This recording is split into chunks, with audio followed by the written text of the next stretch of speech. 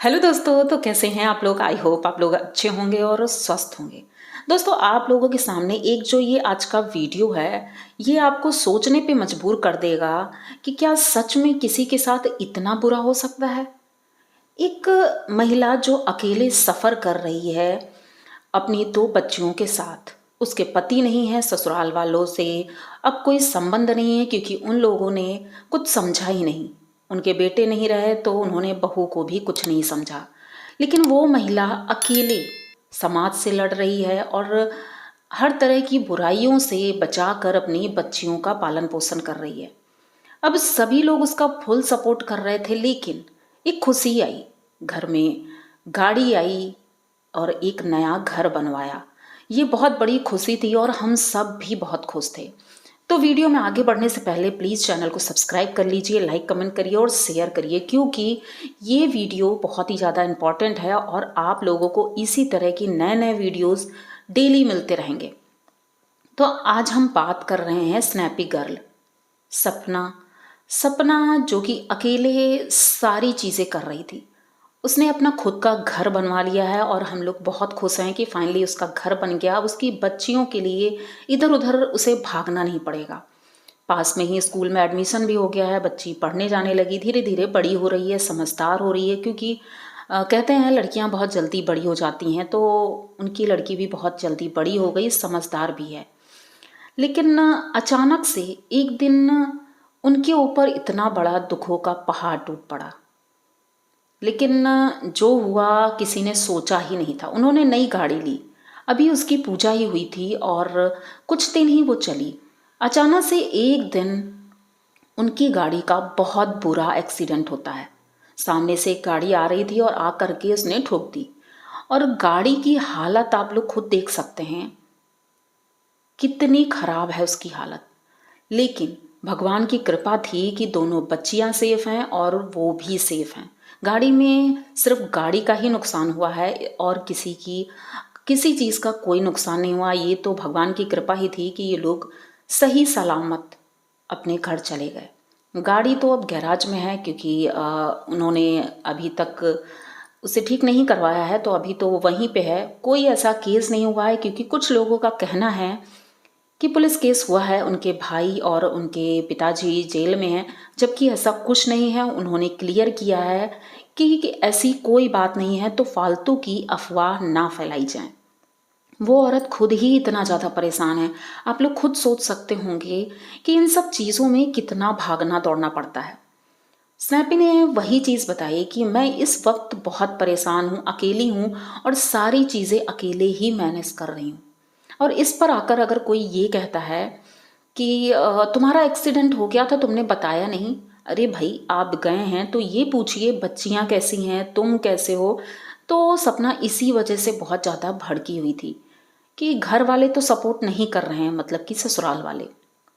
और सबसे बड़ी बात, सपना का कहना है कि जो उनका एक फ़ोन नंबर था जिससे सारी चीज़ें हो रही थी, ये इनके पहले पति सूरज ने ही ये नंबर दिया था। वो इनके पापा के नाम पर था। अब उस वक्त उन्होंने वो सिम इनको दे दिया था और सब जगह वही सिम चल रहा था। बैंक में और गाड़ी ली थी तो वहाँ पे ही वही नंबर था। अब जिस वक्त इनकी गाड़ी का एक्सीडेंट हुआ तो इन्होंने जब कंप्लेन दर्ज करवाई तो ओटीपी वगैरह कंपनी से, महिंद्रा से ओटीपी वगैरह सब उस नंबर पे आ रहे थे। और जब इन्होंने पता करवाया तो पता चला वो नंबर तो बंद हो गया है, क्योंकि अब फिलहाल वो दूसरा नंबर भी यूज़ कर रही थी। तो वो नंबर इनके ससुर जी ने बंद करवा दिया। मतलब ऐसा भी कोई हो सकता है। वो नंबर अचानक से बंद करवा दिया गया। सारे ओटीपी, बैंक हो या किसी भी ज़रूरी चीज़ों में उन्होंने ये नंबर डलवाया था। उन्होंने नंबर मतलब बदलवाने के लिए बहुत भाग दौड़ की। एक अकेली महिला कितना करेगी, ये चीज़ें सोच सोच के ही मन कांप जाता है कि उसके ऊपर क्यों ऐसा हो रहा है, उसके साथ ही ऐसा क्यों हो रहा है। इतने दुख झेलने के बाद जब सुख का समय आया था तब ये सारी चीज़ें हो रही हैं। सपना ने कहा कि पहले भी कई गाड़ियों के एक्सीडेंट होते आए हैं, रोड है, कभी भी एक्सीडेंट हो जाते हैं, लेकिन मैंने आज तक ये चीज़ें मतलब सोशल मीडिया पे नहीं डाली, क्योंकि मैं सिर्फ हंसी खुशी और हैप्पी मोमेंट ही शेयर करती हूँ और वही शेयर करूँगी। मैं सैड मोमेंट नहीं शेयर करती हूँ। हाँ, जो कुछ ख़ास अ, वैसे पल थे वो उन्होंने शेयर किए, जो कि उन्होंने ये चीज़ें कही भी हैं, लेकिन ये कोई ऐसी बात नहीं थी जो मैं शेयर करूं। लेकिन कुछ लोगों का कहना है, जब इतनी बड़ी बात थी तो आपने शेयर क्यों नहीं किया? आप व्लॉगिंग करती हैं, तो व्लॉगिंग करने वाले जो भी लोग हैं तो पल पल की न्यूज़ देते हैं कि आपके साथ अगर कुछ गलत हो जाता, भगवान ना करे, तो हमें तो पता ही नहीं चलता।